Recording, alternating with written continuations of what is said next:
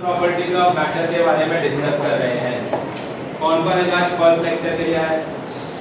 एक दो, क्या नाम है भाई आपका? आपका भाई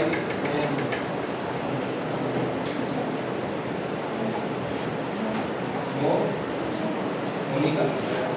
ओके, बॉयज में ठीक है। चलो भाई लेट्स स्टार्ट। क्या नाम है स्टूडेंट? तो आज हम लोग थर्मल प्रॉपर्टीज ऑफ मैटर को फिर से एक रिवीजन के तौर से स्टार्ट करेंगे। ठीक है, देखिए थर्मल प्रॉपर्टीज ऑफ मैटर जो चैप्टर है, ठीक है, thermal properties of matter,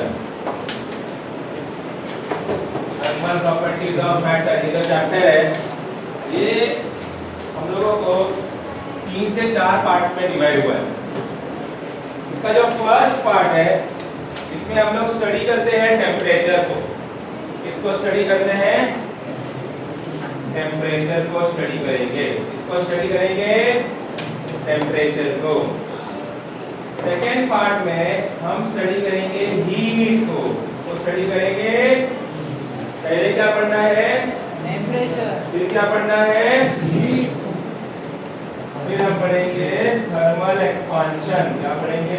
thermal expansion. And finally हम पढ़ेंगे हीट ट्रांसफर। क्या पढ़ेंगे स्टूडेंट्स? Heat transfer. तो ये 4 पार्ट्स में ये चैप्टर डिवाइडेड है। फिर से एक बार बताया जाए तो 4 पार्ट्स कौन से? पहले हम टेम्परेचर को स्टडी करेंगे, फिर हम हीट को स्टडी करेंगे, फिर हम थर्मल एक्सपांशन को स्टडी करेंगे, एंड देन फाइनली हम लोग स्टडी करेंगे हीट ट्रांसफर को। ठीक है, अभी तक हमारे जितने प्रीवियस लेक्चर हुए हैं उसमें हमने अभी तक थर्मल एक्सपांशन के बारे में पढ़ा है और टेम्परेचर के बारे में पढ़ा है। लेकिन आज हम फिर से इसको स्टार्ट करेंगे। तो लेट्स डिस्कस अबाउट टेम्परेचर। किसके बारे में पढ़ेंगे? चलो सब हेडिंग देंगे टेम्परेचर, सब हेडिंग देंगे टेम्परेचर।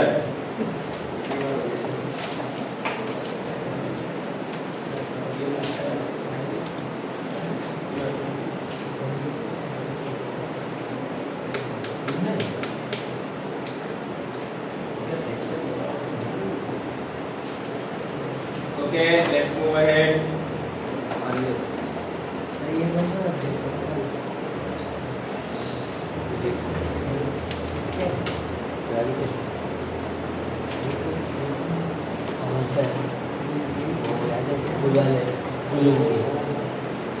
Okay, let's start. तो हम लोग टेम्परेचर के बारे में पढ़ रहे हैं। देखिए स्टूडेंट्स, बाहर बहुत गर्मी है, बाहर बहुत ज्यादा हीट है। ये जितनी भी हीट बाहर कितने लग रही है, ये हीट को अगर मुझे मेजर करना है कि बाहर कितनी हीट है, तो मैं उसको मेजर करने के लिए टेम्परेचर का इस्तेमाल करूँ। अक्सर लोगों को लगता है कि हीट और टेम्परेचर एक ही चीज है, बट ऐसा नहीं है। हीट एक अलग फिजिकल क्वांटिटी है, टेम्परेचर एक अलग फिजिकल क्वांटिटी है। हीट जो है वो एक एनर्जी है। क्या है? वो एक energy.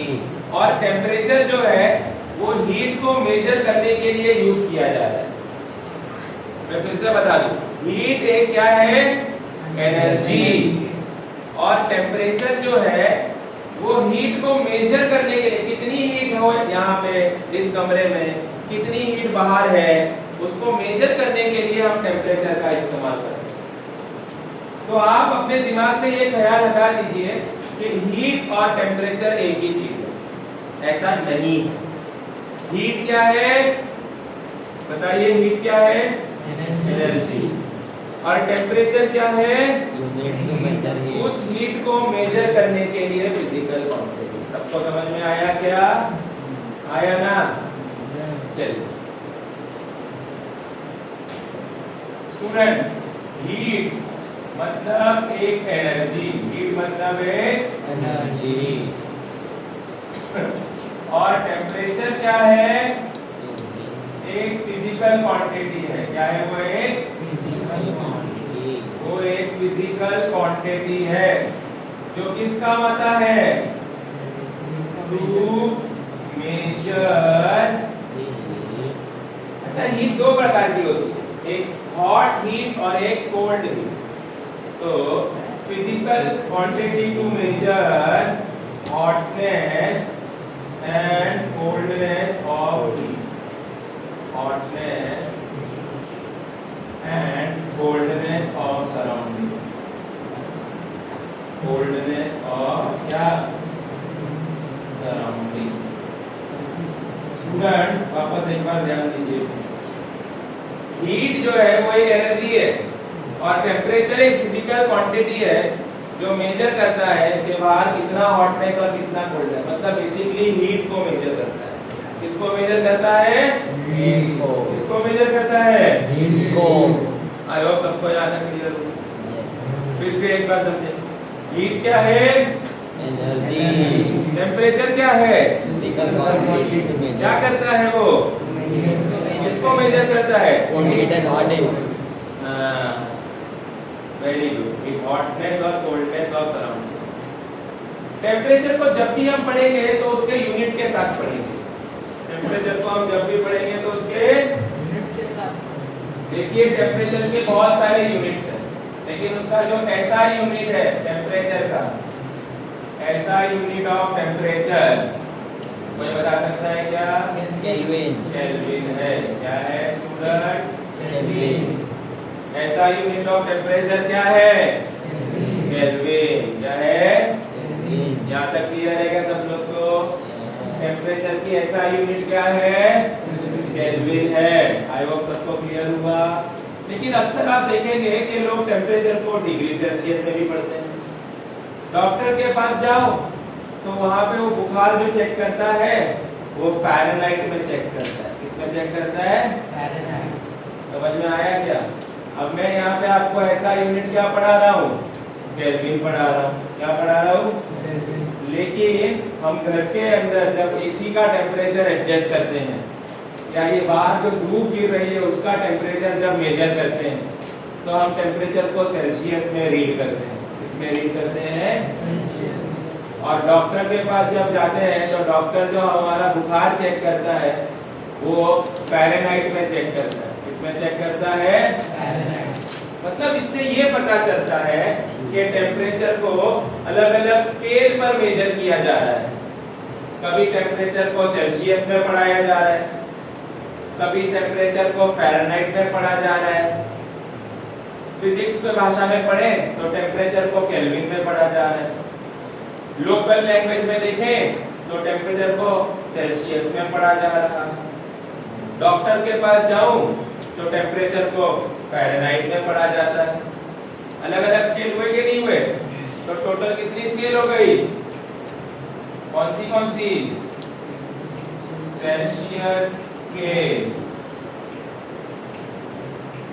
Fahrenheit scale, Kelvin scale. Students, temperature को पढ़ने के लिए अलग-अलग स्केलों का इस्तेमाल किया जा रहा है। लोकल भाषा में कौन सी स्केल यूज हो रही है? डॉक्टर के पास फ़ारेनहाइट स्केल, फिजिक्स में केल्विन स्केल। समझ में आया? आया ना? जब भी मैं कोई स्केल देखता हूँ, जैसे मैंने ये स्केल देखी, ये स्केल की स्टार्टिंग पॉइंट है और एंडिंग पॉइंट है।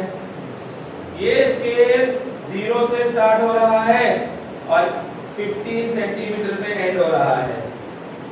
दिख रहा है क्या नहीं? मतलब जब भी आपको कोई स्केल पढ़ाई जाएगी तो वो स्केल की कोई ना कोई स्टार्टिंग पॉइंट होगी और कोई ना कोई एंडिंग पॉइंट होगी। बोलो सही बात है क्या नहीं? जब भी कोई आपको स्केल के बारे में पढ़ाया जाएगा वो स्केल की स्टार्टिंग पॉइंट होगी कि नहीं होगी और एंडिंग पॉइंट होगी। क्या होगी? स्टार्टिंग पॉइंट और टेम्परेचर में स्टार्टिंग पॉइंट का मतलब है आइस पॉइंट। क्या मतलब है? आइस पॉइंट, जिसे हम लोग फ्रीजिंग पॉइंट भी कहते हैं। क्या कहते हैं स्टूडेंट्स? कौन सा पॉइंट कहते हैं? Freezing point. कोई मुझे फ्रीजिंग पॉइंट का मतलब बता सकता है क्या? कोई मुझे फ्रीजिंग पॉइंट का मतलब बता सकता है क्या? हाँ बताओ। एक ऐसा टेम्परेचर जहाँ पे लिक्विड सॉलिड में कन्वर्ट हो जाता है, एक ऐसा टेम्परेचर जहाँ पानी बर्फ बन जाता है ना? क्लियर हुआ कि नहीं क्लियर हुआ? तो आइस पॉइंट का मतलब है जहाँ पे हमें बर्फ देखने मिलेगा, जहाँ पानी बर्फ वाले टेम्परेचर में कन्वर्ट हो जाएगा। किसमें कन्वर्ट हो जाएगा? बर्फ में। समझ में आया सब लोग को? मतलब वाटर कन्वर्ट हो गया किसमें? बोलो सही बात है कि नहीं? जब मैं सेल्सियस स्केल पढ़ता हूँ, क्या पढ़ता हूँ, तो वाटर बर्फ में कन्वर्ट होता है 0 डिग्री सेल्सियस। किसमें कन्वर्ट होता है? 0 डिग्री सेल्सियस। क्लियर हुआ? आया ना? फ़ारेनहाइट में 32 डिग्री फ़ारेनहाइट। क्या बोला हमने? जब सेल्सियस पढ़ा होगा तो आइस पॉइंट क्या है? 0 डिग्री सेल्सियस। मतलब 0 डिग्री सेल्सियस पे वाटर आइस में कन्वर्ट हो जाएगा। जब फ़ारेनहाइट पढ़ाऊंगा तो 32 डिग्री फ़ारेनहाइट पे वाटर आइस में कन्वर्ट हो जाएगा। केल्विन भी तो है 273.15 केल्विन। इस टेम्परेचर पे वाटर किस में कन्वर्ट हो जाएगा? आइस। देखा, अलग अलग स्केल के लिए अलग अलग स्टार्टिंग पॉइंट है। सेल्सियस आइस पॉइंट कितना है? बोलो। फ़ारेनहाइट आइस पॉइंट कितना है? केल्विन आइस पॉइंट कितना है? 273.15। क्लियर हुआ क्या? कोई प्रॉब्लम? आगे बढ़ सकते हैं क्या? आया ना? जब आइस पॉइंट का मतलब है फ्रीजिंग पॉइंट, वैसे ही स्टीम पॉइंट भी होता होगा। क्या होता होगा? स्टीम पॉइंट, जहां वाटर किसमें कन्वर्ट होता है? वेपर में। किसमें कन्वर्ट होता है?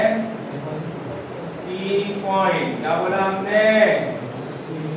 इसमें वाटर किसमें कन्वर्ट हो जाएगा? वेपर। किसमें कन्वर्ट हो जाएगा? समझा कि नहीं समझा? यानी बेसिकली बॉइलिंग पॉइंट। आपको वाटर का बॉइलिंग पॉइंट पता है क्या? 100 डिग्री सेल्सियस। बोलो सबको समझ? ये तो सेल्सियस में पढ़ा है ना? फ़ारेनहाइट भी तो होता है। फ़ारेनहाइट में है 212 डिग्री फ़ारेनहाइट। कितना होता है? 212 डिग्री। और आखिरी में केल्विन जो होता है 373.15 केल्विन। स्टूडेंट्स चलो सब लोग ये नोट डाउन करो, पीछे वाला पार्ट निकालो और क्विकली करो इस लाइन का revision part. Quickly note down करो। ओके ये देखिए, अब हमें सेल्सियस स्केल पता चल चुकी है। सेल्सियस स्केल जो होती है उसका, कोई भी स्केल में 2 पॉइंट तो होगी, एक आइस पॉइंट होगा और एक स्टीम पॉइंट होगा। कोई भी स्केल में 2 पॉइंट्स पक्का होंगे, एक आइस पॉइंट और दूसरा। अच्छा, सेल्सियस में आइस पॉइंट कितना था? 0 डिग्री। और स्टीम कितना है? 100 डिग्री। वैसे ही जब हमने आपको फ़ारेनहाइट पढ़ाया तो फ़ारेनहाइट स्केल जब हमने आपको डिस्कस किया तो फ़ारेनहाइट स्केल में भी आइस पॉइंट आता है और स्टीम पॉइंट आता है। अभी यहाँ देखिए, आइस पॉइंट कितना है फ़ारेनहाइट का? 32 डिग्री फ़ारेनहाइट। और स्टीम पॉइंट कितना है? 212 डिग्री फ़ारेनहाइट। ओके, जब हमने आपको केल्विन स्केल पढ़ाया तो केल्विन स्केल जो होता है स्टूडेंट्स, उसका आइस पॉइंट कितना है? 273.15 केल्विन। और स्टीम पॉइंट कितना है? 373.15 केल्विन। हाँ भाई, ये देखिए, कोई भी स्केल के बारे में जब हम पढ़ेंगे स्टूडेंट्स, आपको 2 बातें याद रखनी है। कोई भी स्केल के बारे में जब हम पढ़ेंगे आपको 2 बातें याद रखनी है, आइस पॉइंट और आइस पॉइंट मतलब स्टार्टिंग पॉइंट, स्टीम पॉइंट मतलब एंडिंग पॉइंट। अब मेरे को एक बात बताइए, हम सब ह्यूमन बीइंग्स आइस पॉइंट पे सरवाइव नहीं कर सकते, हम सब ह्यूमन बीइंग्स स्टीम पॉइंट पे भी सरवाइव नहीं कर सकते, तो हम कहाँ रहते होंगे? अभी बाहर टेम्परेचर आइस पॉइंट है क्या, स्टीम पॉइंट है क्या? नहीं, रैंडम टेम्परेचर है, तो TC, TC मतलब टेम्परेचर इन सेल्सियस, वही टेम्परेचर फ़ारेनहाइट में पड़ेगा तो टेम्परेचर इन फ़ारेनहाइट, वही टेम्परेचर केल्विन में तो टेम्परेचर इन, पूरा सबको समझा गया? अभी बाहर टेम्परेचर है 41 डिग्री सेल्सियस, 41 डिग्री जो है ना वो आइस पॉइंट है ना स्टीम पॉइंट, वो उनके बीच में लाई करता है, तो उसको हम TC बोल देंगे। क्या बोल देंगे? एक दिन मुझे बुखार हो गया 102 डिग्री बुखार, अब 102 डिग्री फ़ारेनहाइट बोलते हैं, क्या बोलते हैं? जो डॉक्टर्स लोग बुखार चेक करते हैं ना, फीवर, वो फ़ारेनहाइट में होता है, इसमें होता है। अब देखिए आइस पॉइंट में फ़ारेनहाइट आइस कितना है 32 और स्टीम कितना है 212, पर मुझे कितना बुखार हो गया 102, मतलब बीच में वही नंबर आ गया ना, तो TF। समझ में आया क्या सबको? अगर इसका कन्वर्जन करना है सेल्सियस से फ़ारेनहाइट, फ़ारेनहाइट से केल्विन, तो लिखेंगे TC/100 TF - 32/180 TK - 273.15/100। स्टूडेंट्स सब लोग ये लिखेंगे कन्वर्जन। ये कन्वर्जन हमें बता रहा है कि आप कैसे सेल्सियस से फ़ारेनहाइट, फ़ारेनहाइट से केल्विन डब्बा खा सकते हैं। अगर आपको सेल्सियस से फ़ारेनहाइट जाना है तो आप इन दोनों को इक्वल कर देंगे, आपको फ़ारेनहाइट से केल्विन जाना है तो आप इन दोनों को ले लेंगे, आपको सेल्सियस से केल्विन जाना है तो आप इन दोनों को ले लेंगे। समझ में आया क्या? चलो नोट डाउन करो।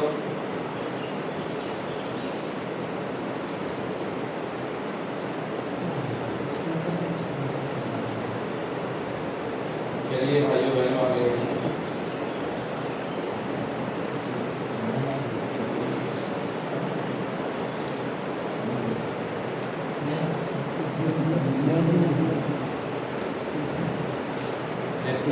कभी भी एब्सेंट नहीं रहेगा। कंडीशन नंबर 1, कभी भी लेक्चर्स में एब्सेंट रहने का नहीं। किया सबने देखा क्या? आया ना? सेल्सियस में हम लिखेंगे TC/100 TF - 32/180 TK - 273.15/100। सब लोग को यहाँ तक क्लियर हुआ क्या? ये है कन्वर्जन। क्या है ये? अभी कल को कोई बोलता है सर मेरे को अपना नया स्केल बनाने का, मैं ये तीनों स्केल नहीं पढ़ना चाहता, मुझे कुछ नया स्केल, मुझे डिग्री S बनाने का है। क्या बनाने का है? S, डिग्री सेल्सियस नहीं, फ़ारेनहाइट नहीं, केल्विन नहीं, नया कुछ तो बनाना चाहता है। बोला नया क्या बनाना चाहते हो? बोला मुझे डिग्री S बनाना है। क्या बनाना है? Degree S। अब यहाँ देखिए, आप कोई भी प्रकार की स्केल बनाइए, आपको दो चीजों की तो बहुत जरूरत है। बताओ कौन सी दो चीजें? बताइए कौन सी दो चीजें? समझो मुझे डिग्री S बनाना है। क्या बनाना है? Degree S। कौन सी दो पॉइंट्स चाहिए मुझे? आइस पॉइंट और स्टीम पॉइंट। मानो आइस पॉइंट है 37 डिग्री S और स्टीम पॉइंट है 137 डिग्री S। क्या हम आइस पॉइंट पे सरवाइव कर सकते हैं? नहीं। क्या हम स्टीम पे? नहीं, हम कहीं बीच में रहते होंगे। TS, क्या नाम रखा? आप इनसे देखिए कुछ कंपेयर कर सकते हैं क्या? TF - 32 मतलब second number minus first number, 212 - 32 180 होता है।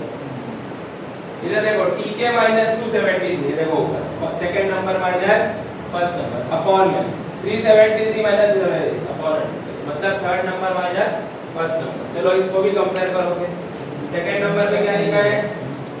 PS, फर्स्ट नंबर पे क्या लिखा है? 37, 137 माइनस 37, तो ये आपका आंसर आ जाएगा।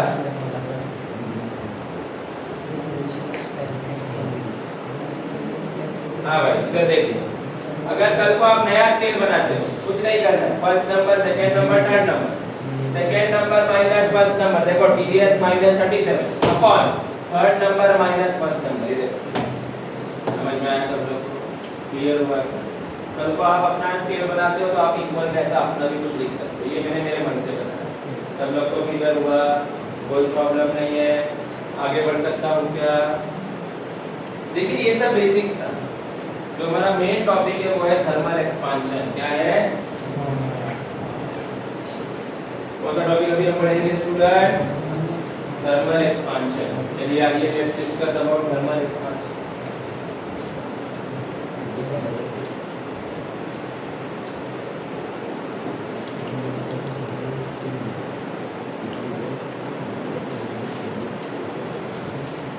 थर्मल एक्सपांशन, एक मिनट पॉज कर दे।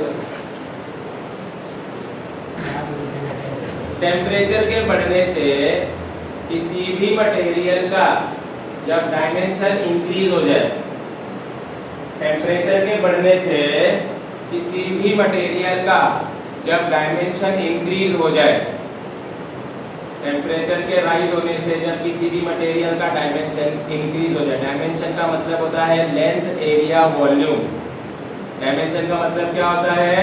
Length, area, volume. गुड।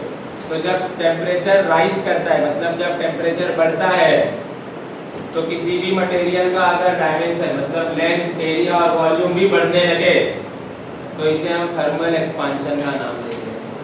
क्या नाम देंगे हम इसे? Thermal expansion. क्लियर हुआ सबको? किसी भी मटेरियल का जब डायमेंशन इंक्रीज होता है, क्या होता है? डायमेंशन का मतलब लेंथ, एरिया जब इंक्रीज होता है। क्यों इंक्रीज हुआ? क्यों इंक्रीज हुआ? क्योंकि टेम्परेचर बढ़ गया। क्या बढ़ गया? इस फिनोमेनन को, इस प्रॉपर्टी को हम थर्मल एक्सपांशन कहते हैं। क्या कहते हैं? जैसे कि दो रेलवे ट्रैक है, इधर देखिए, अभी यहाँ पे हमारे को रेलवे ट्रैक दिखाई देते हैं। ये देखो रेलवे ट्रैक ऐसे लगाए जाते हैं। ये दोनों ट्रैक के बीच में जो छोटा सा गैप दिख रहा है आपको, ये गैप जानबूझकर छोड़ा गया है।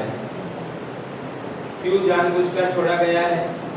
क्योंकि जब रेलवे ट्रैक पूरा दिन धूप में है, ऊपर से ट्रेन भी पास होती है उसमें से, तो टेम्परेचर इंक्रीज होता है। टेम्परेचर बढ़ता है तो हर मटेरियल की प्रॉपर्टी है, टेम्परेचर के बढ़ने से उसकी लेंथ बढ़ती है, तो लेंथ बढ़ने के लिए इसको जगह छोड़कर रखा गया।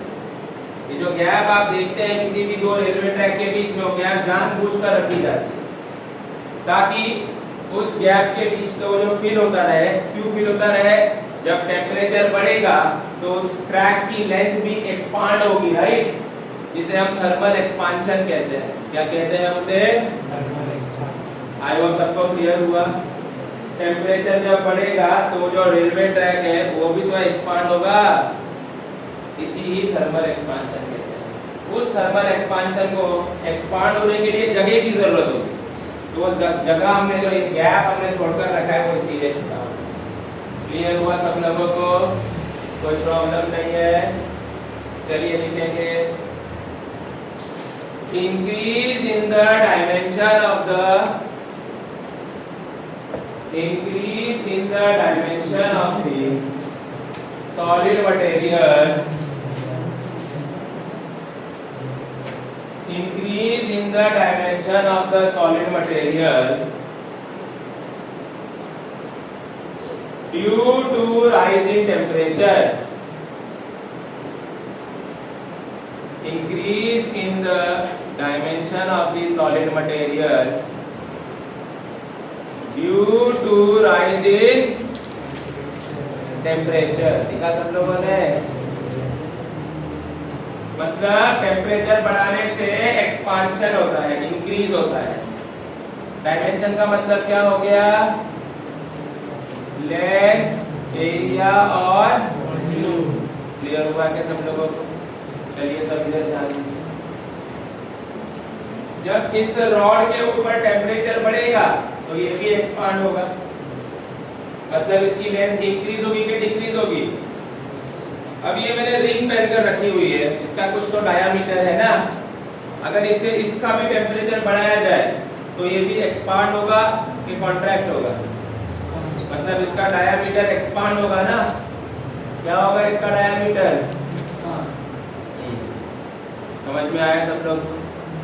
लिखेंगे there are 3 types of expansion.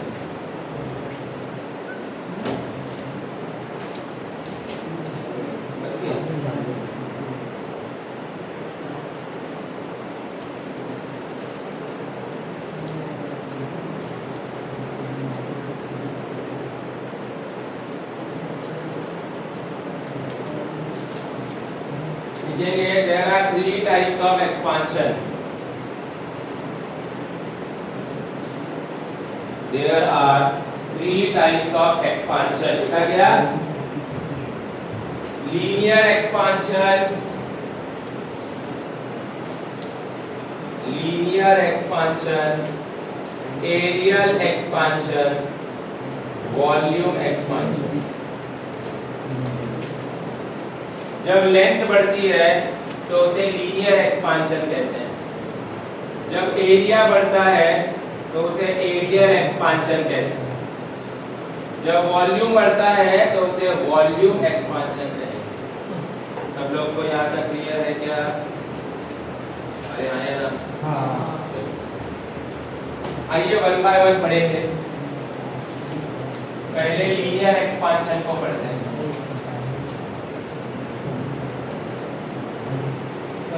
हाँ क्या हुआ? दिख रहा है क्या वीडियो में?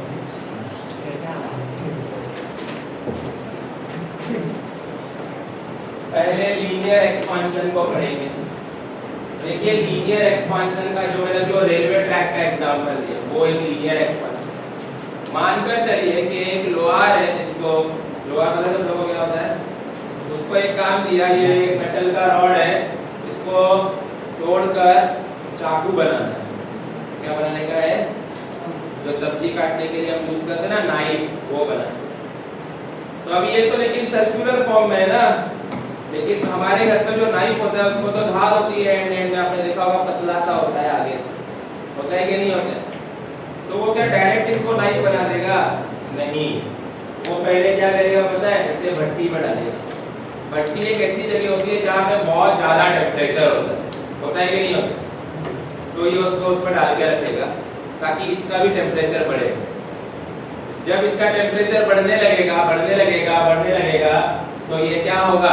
एक्सपांड होगा। क्या होगा? तब इसको वो हथौड़े से मार कर इजीली एक्सपांड कर देगा। समझ में आया कि नहीं? और इसको चाकू का फॉर्म मतलब नाइफ का फॉर्म दे देगा। अब ये क्यों कर पा रहा है? क्योंकि उसने इसका टेम्परेचर बढ़ाया, जिसकी वजह से इसका एक्सपांशन। इस प्रोसीजर को हम, इसमें लेंथ एक्सपांड हुई ना, तो इस प्रोसीजर को हम लीनियर एक्सपांशन कहेंगे। क्या कहेंगे? देखिए पहले रॉड छोटी सी थी, लेंथ थी L1, टेम्परेचर T1, टेम्परेचर बढ़ाया गया तो रॉड की लेंथ भी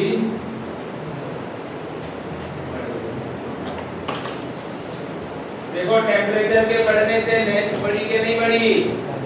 इस प्रोसीजर को हम लीनियर एक्सपांशन कहते हैं। क्या कहते हैं? सब लोग डायग्राम बनाइए।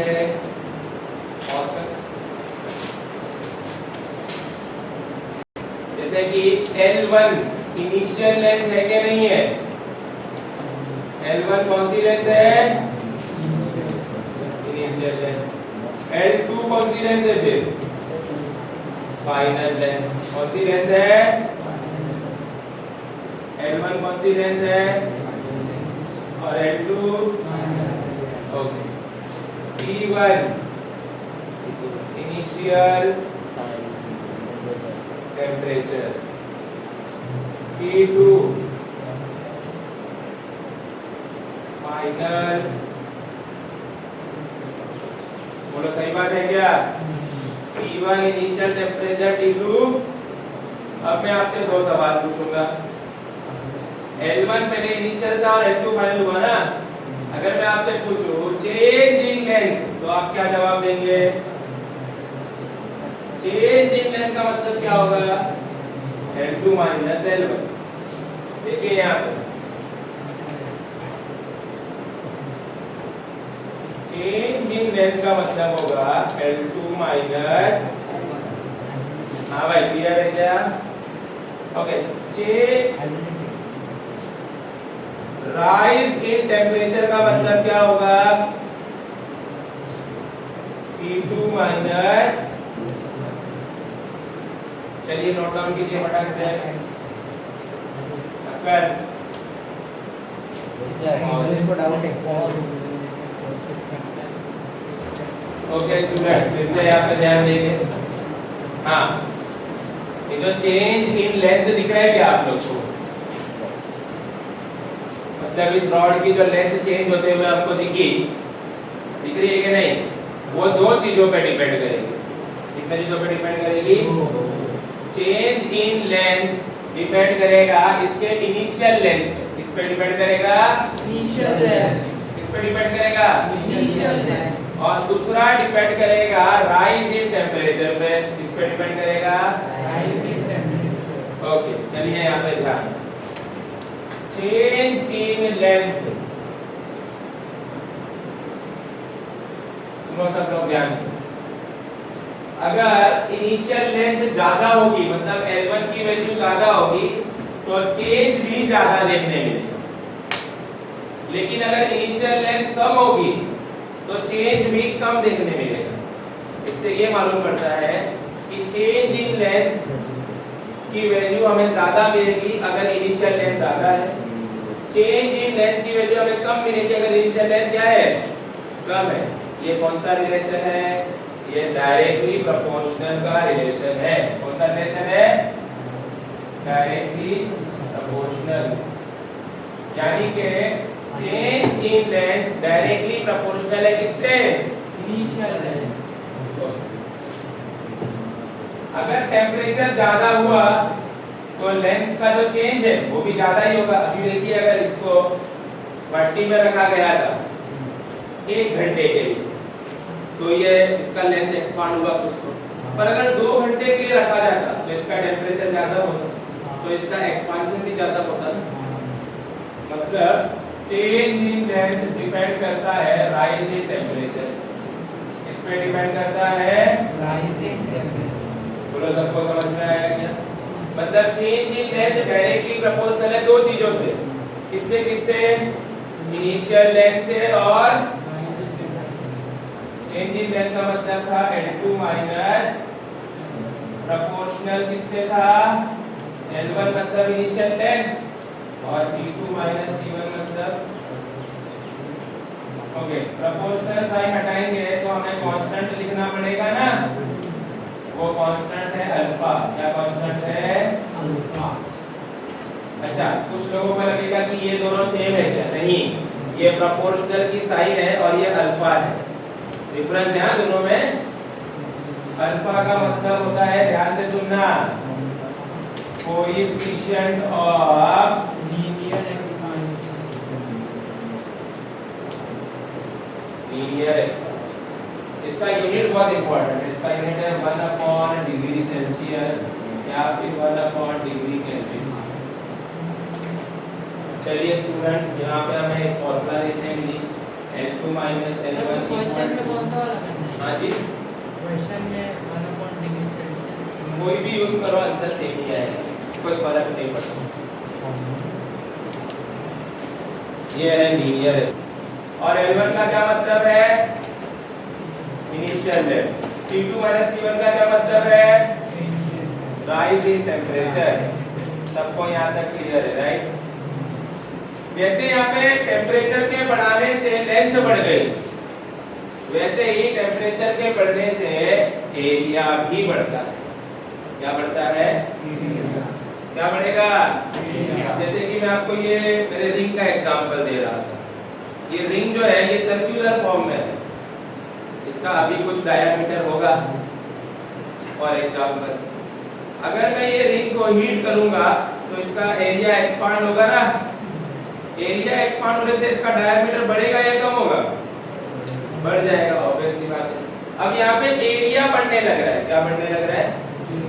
तो हम इसे एरियल एक्सपांशन कहेंगे। क्या कहेंगे? Areal expansion. चलिए आइए,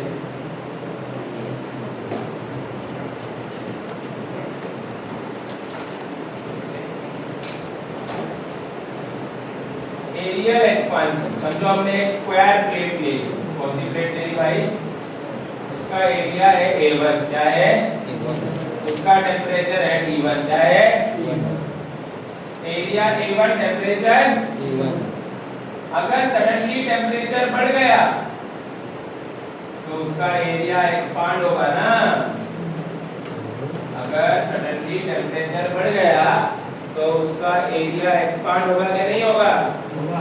यस होगा ना, क्यों नहीं होगा? बोलो सब लोग को यहाँ तक क्लियर है क्या? कोई प्रॉब्लम तो नहीं है स्टूडेंट्स? ग्रेट। अब एक बात बताओ, यहाँ पे टेम्परेचर के बढ़ने से एरिया बढ़ गया, A1 को इनिशियल एरिया कहेंगे क्या? A2 को फाइनल एरिया कहेंगे क्या? देखो ना, A1 क्या है और A2 क्या है? T1 क्या है तो T2 क्या है? अगर मैं आपसे पूछूं चेंज इन एरिया तो आप क्या जवाब देंगे? अगर मैं आपसे पूछूं चेंज इन एरिया तो क्या आप आंसर देंगे? A2 माइनस, देखिए ना, ये आपका पहले वाला एरिया, ये आपका दूसरा वाला एरिया, ये इनिशियल एरिया, ये चेंज का मतलब होता है फाइनल माइनस इनिशियल। चेंज का मतलब क्या होता है?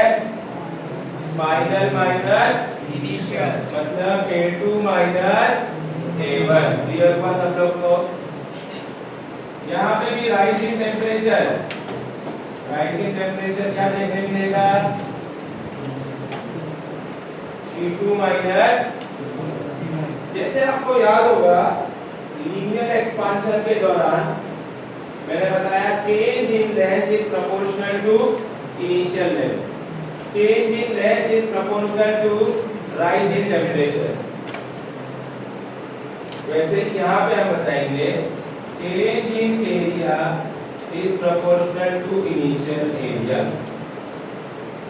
Change in area is proportional to rise in. Same copy कर दिया, लेंथ हटाकर क्या बोल दिया? पहले एरिया। पहले change in length is directly proportional to initial length था, अब क्या पढ़ा रहा हूं? Change in area proportional to initial area, change in area proportional to rise in temperature. बोलो यहाँ तक क्लियर हुआ क्या सब लोगों को? अगर मैं इन दोनों को साथ में लिखूं तो ये ऐसा दिखेगा,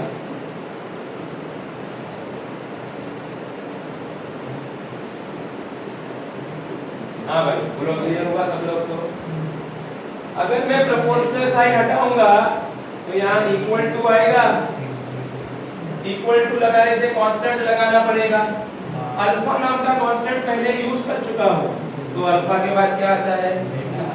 यहाँ पे आएगा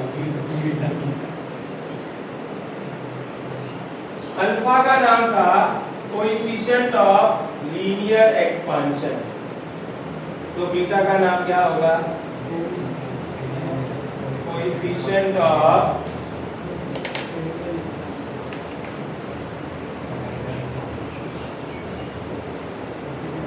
तो बीटा की फॉर्मूला क्या होगी?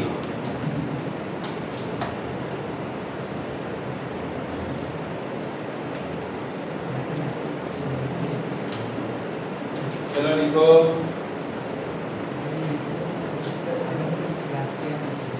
एरियल एक्सपांशन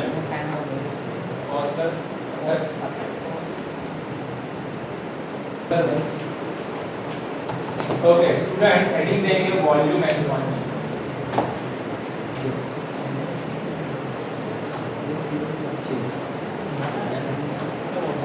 वॉल्यूम एक्सपांशन सबका ध्यान इधर। जैसे कि हमने देखा कि टेम्परेचर के बढ़ने से लेंथ बढ़ती है, एरिया बढ़ता है, वैसे ही वॉल्यूम भी बढ़ता है। वॉल्यूम के लिए हम लोग यहाँ पे क्यूब का इस्तेमाल करेंगे, इसका यूज करेंगे स्टूडेंट।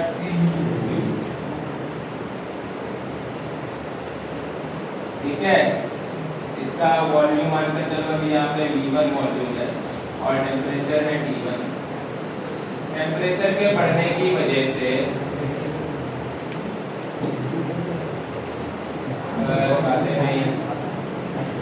टेम्परेचर के बढ़ने की वजह से इसका वॉल्यूम बढ़ गया। अब रियल लाइफ में इसका वॉल्यूम इतना नहीं बढ़ता है, ये सिर्फ मैं एक्सप्लेन समझाने के लिए इतना बड़ा वॉल्यूम कर दिया। रियल लाइफ में इसका वॉल्यूम इतना नहीं ग्रो करता, मैं पहले ही बता दूं आपको। सबको समझा क्या? इधर ध्यान दीजिए। अगर मैं आपको बोलूं V1 इनिशियल वॉल्यूम है, और V2 फाइनल वॉल्यूम। तो चेंज इन वॉल्यूम कितना आएगा बताओ? वो आएगा V2 माइनस। तो अब वापस से पीछे चलिए। Change in length directly proportional to initial length था ना? लेंथ हटाकर क्या लिखेंगे अभी? Simple V2 minus V1 proportional to V1। देखिए V2 minus V1 proportional to T2 minus T1 rising temperature. हम दोनों को साथ में लिखेंगे। V2 minus V1 proportional to V1 T2 minus T1। अगर प्रोपोर्शनल साइन हटाना है कांस्टेंट लगाना पड़ेगा। अल्फा मैंने यूज कर लिया, बीटा मैंने यूज कर लिया, अब क्या बचा? गामा।